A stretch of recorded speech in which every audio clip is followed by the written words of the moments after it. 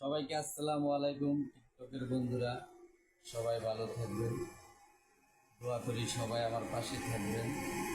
তা আমি এক গুরুর কাছে বয়াত হয়েছি। আমার গুরুর নাম দয়াল বাবা সোবান শাহ, দাদা গুরুর নাম দয়াল বাবা মানিক শাহ।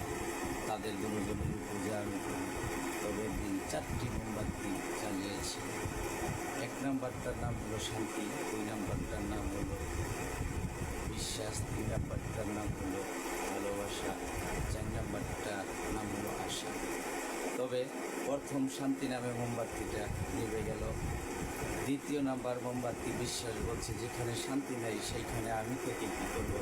3য় নাম্বার মোমবাতির নাম ছিল ভালোবাসা, ভালোবাসায় বলল যেখানে শান্তি নাই বিশ্বাস নাই আমি ভালোবাসা থেকে কী করবো। 4 নাম্বারটার নাম ছিল আশা। তারপর একটা ছেলে এসে ঘরে ঢুকলো, আবার 3টা বাতি জ্বালিয়ে দিই।